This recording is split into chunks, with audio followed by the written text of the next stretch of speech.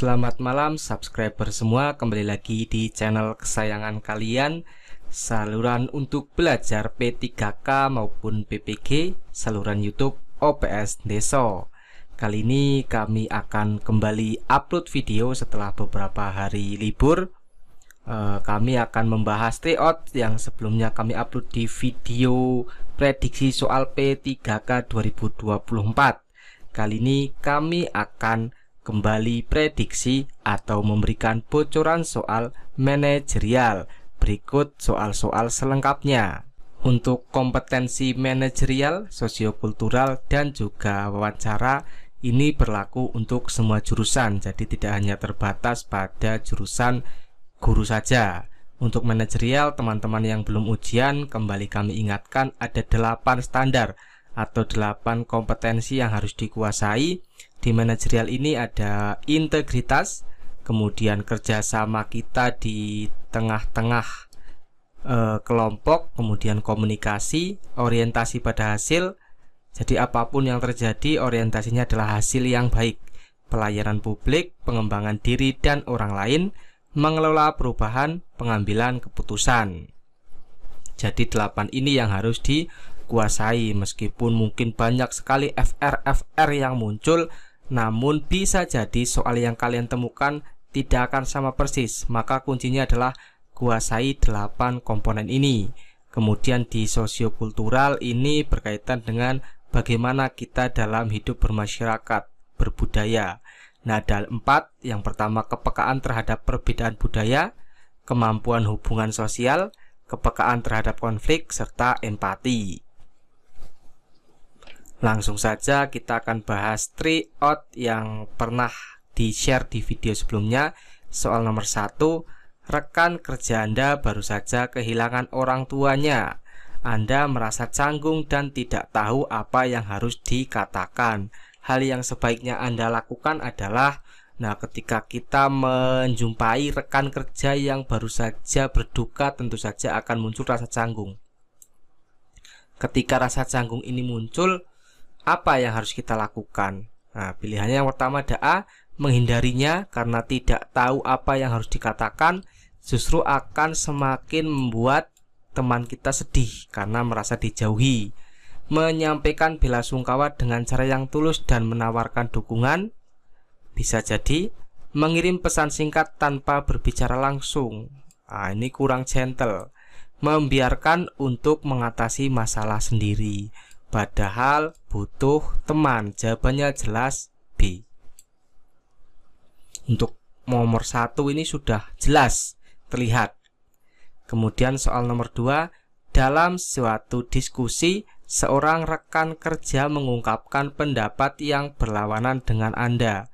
Cara yang paling tepat untuk menyikapi hal tersebut adalah A, menanggapi dengan sikap terbuka dan saling menghargai, B, menyalahkan pendapatnya dan membuktikan bahwa pendapat Anda lebih benar, menghindari diskusi dan memilih diam, meninggalkan ruangan karena merasa tidak setuju. Pada soal nomor 2, kita cari dulu kata kuncinya.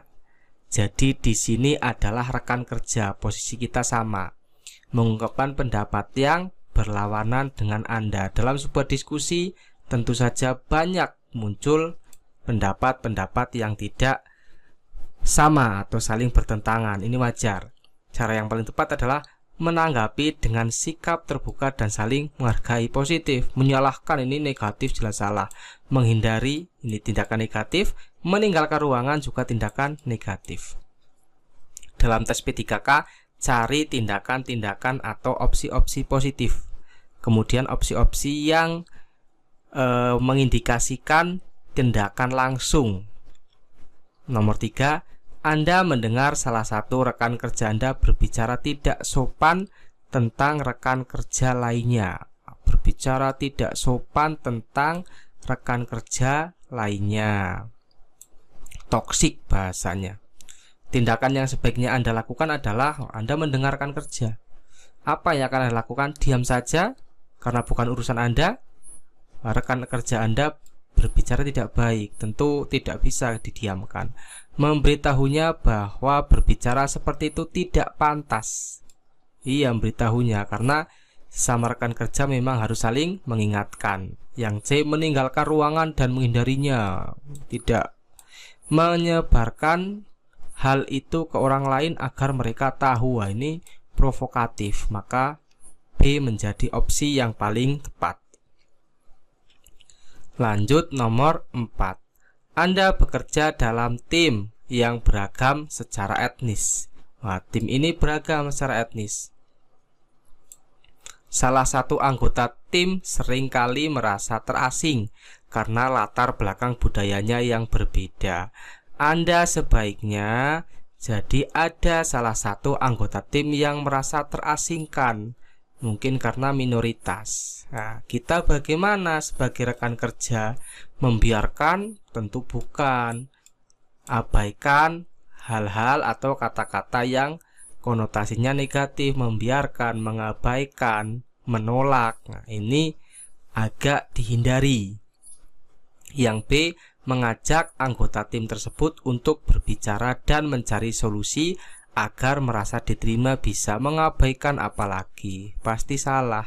Mencari anggota tim yang lebih banyak memiliki kesamaan dengan mereka. Diskriminasi. Jawabannya adalah B.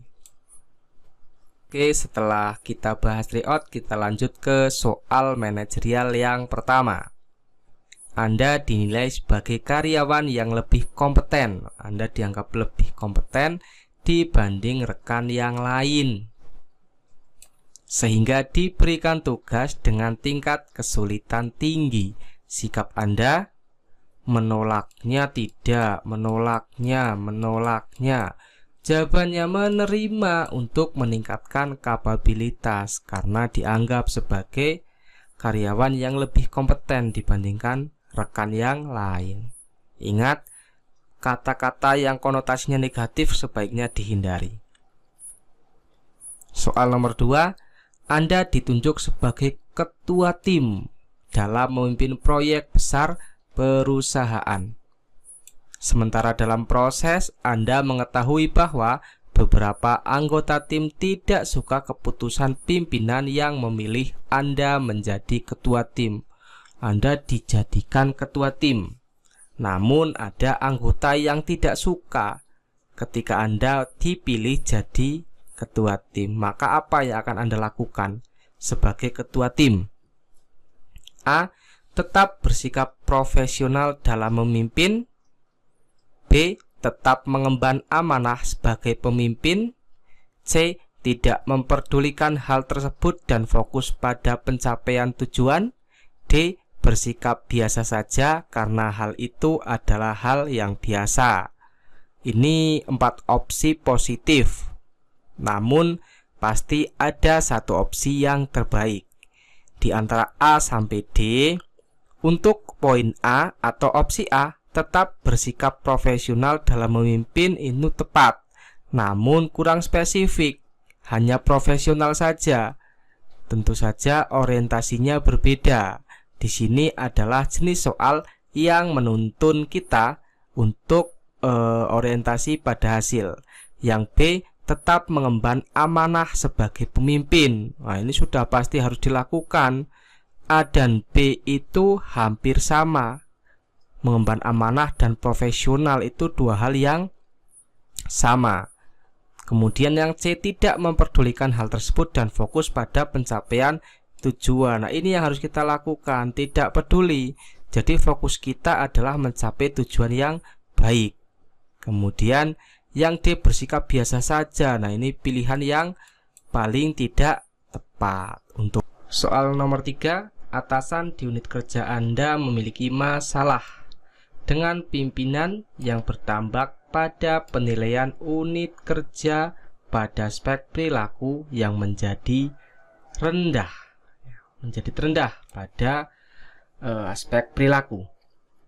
Sikap Anda adalah, perlu diketahui di soal nomor 3 ini, Anda adalah bawahan yang mendapatkan imbas atas atasan di unit kerja yang memiliki masalah dengan pimpinan. Sikap kita bagaimana? A. Mengusulkan kepada pimpinan agar indikator penilaian dibuat terpisah. B. Menerima penilaian tersebut sebagai konsekuensi unit kerja, mengambil pelajaran dari peristiwa tersebut bahwa pertengkaran adalah hal yang tidak baik, bersikap biasa saja karena itu sudah menjadi resiko unit kerja. Lagi-lagi kita diberikan opsi-opsi yang terlihat masuk akal, maka pilihan akan jatuh pada opsi yang terbaik. Di sini kita memiliki atasan yang sedang bermasalah dengan pimpinan. Kita menjadi anggota dari sebuah unit yang mendapatkan nilai perilaku rendah. Karena kita adalah bawahan, maka opsi yang paling tepat adalah menerima penilaian tersebut sebagai konsekuensi unit kerja. Biarlah masalah antara atasan dan pimpinan diselesaikan, karena bukan ranah kita, bukan kewenangan kita untuk menyelesaikan masalah kedua pimpinan kita. Mengusulkan kepada pimpinan misalkan agar indikator penilaian dibuat terpisah.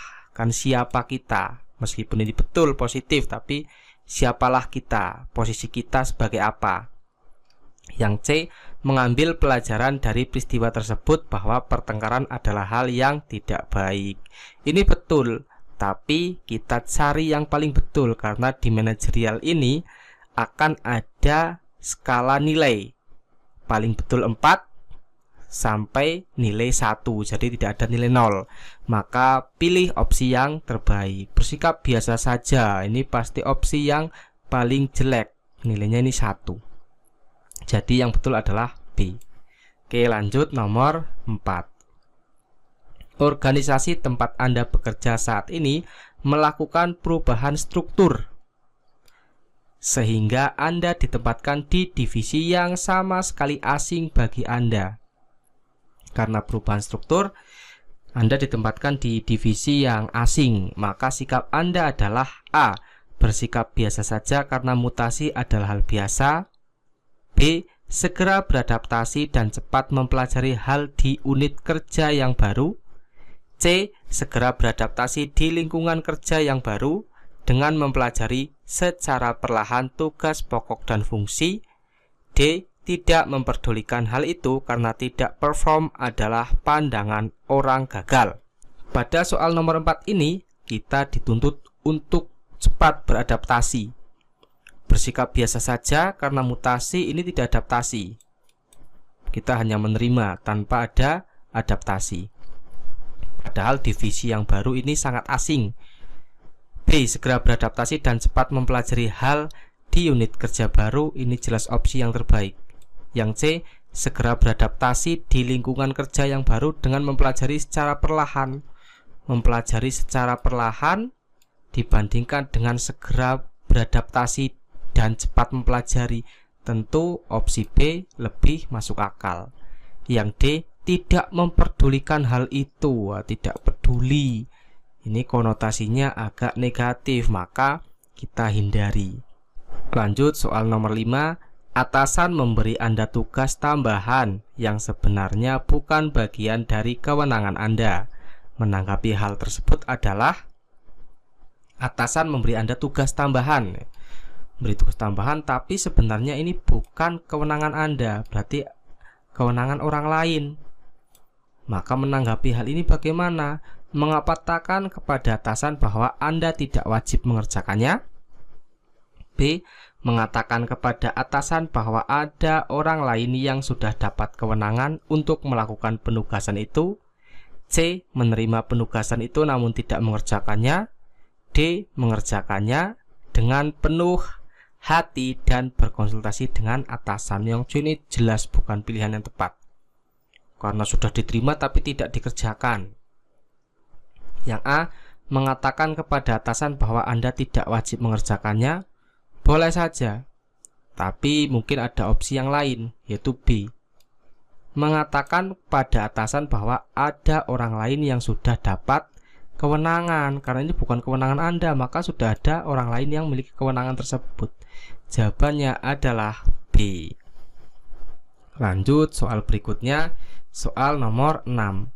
Jika atasan meminta saya untuk menyusun laporan keuangan yang lebih baik dari laporan-laporan sebelumnya, maka yang akan saya lakukan adalah menanyakan alasannya, mengerjakan sesuai standar yang sudah ada, mengerjakan sebaik kemampuan saya, mengerjakan dengan baik dan maksimal.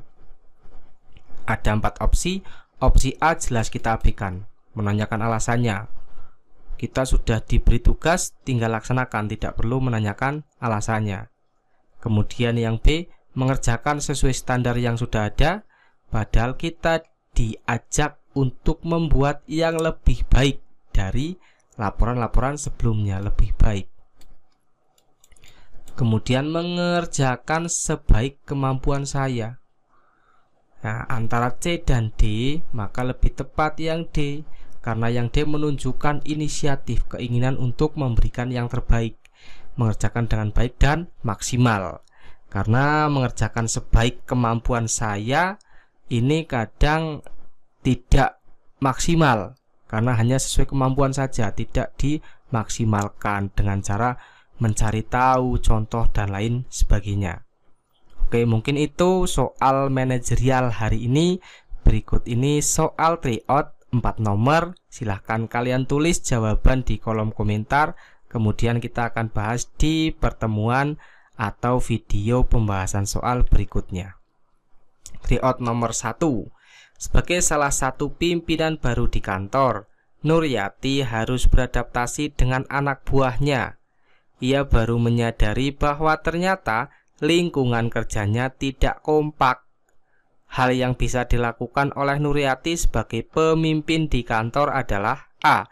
Mengagendakan keakraban setiap 1 bulan sekali dengan makan bersama atau acara yang menyenangkan di luar kantor. B. Meminta seluruh anak buahnya untuk saling memiliki dan saling mengakrabkan diri di kantor agar bekerja dengan baik. C. Menanyakan kepada anak buahnya mengenai karakteristik individu masing-masing sehingga dapat diketahui sifatnya. D. Membiarkan hal tersebut demikian karena pada prinsipnya bekerja adalah mencari uang, bukan mencari teman. Soal nomor 2. Inayah adalah pendatang baru dan menjadi minoritas di kampungnya. Suatu hari, kampungnya mengadakan pesta perayaan kemerdekaan Republik Indonesia. Sikap Inayah adalah A. Menunggu diundang pada kegiatan tersebut karena ia adalah pendatang baru. B. Menanyakan kepada ketua RT terkait undangan kegiatan tersebut dan memastikannya.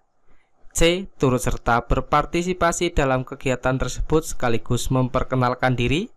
D. Tidak ikut kegiatan tersebut karena tidak diundang pada acara perayaan kemerdekaan. Nomor 3. Rini berpandangan bahwa etnis Tionghoa adalah orang yang sangat perhitungan dan cenderung pelit. Padahal tidak semua temannya dari etnis Tionghoa demikian.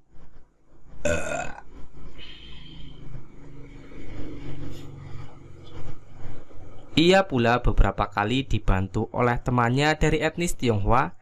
Sikap Anda dalam menghadapi Rini adalah A. Menertawakan Rini karena tidak tahu diri meskipun sudah banyak dibantu temannya. B. Mengingatkan Rini bahwa tidak semua temannya demikian dan pada dasarnya semua baik. C. Membenarkan anggapan Rini karena sebagian kecil temannya tidak membantu Rini. D. Menyampaikan Rini untuk tidak berpandangan demikian karena hal tersebut salah. Soal terakhir, soal nomor 4. Beberapa waktu terakhir Aceh didatangi oleh pengungsi dari etnis Rohingya. Pengungsi tersebut datang bertujuan untuk mencari tempat tinggal yang aman dari negaranya. Secara kemanusiaan, sikap kita dalam menghadapi kedatangan mereka adalah A. Membantu mereka mencarikan tempat tinggal yang baik dengan fasilitas memadai. B. Melaporkannya kepada pihak berwenang untuk mengidentifikasi legalitas pendatang. C. Mengusirnya secara paksa agar dapat dipastikan akan menyusahkan masyarakat D, memberinya bantuan, dan kemudian meminta mereka untuk pergi mencari tempat lain. Terima kasih sudah menonton video dari kami. Itulah beberapa soal yang kita bahas hari ini. Semoga dapat menambah pengetahuan kalian, menambah materi untuk dipelajari, dan semoga tahun ini kalian lolos mendapatkan NIP P3K 2024 dan mendapatkan kehidupan yang lebih sejahtera. Terima kasih sekali lagi bagi kalian yang berminat untuk membeli materi P3K 2024 khusus guru serta tryout dari kami, bisa hubungi kami lewat Telegram t.me/ops_deso_admin. Kami akan berikan harga terbaik kami untuk membantu kalian mendapatkan nilai terbaik dan meraih NIP 3K 2024 tahun ini. Sampai jumpa lagi, sampai bertemu di video-video berikutnya. Terima kasih terus support kami untuk mengupload video-video pembahasan soal P3K. Sampai bertemu di update-update video berikutnya.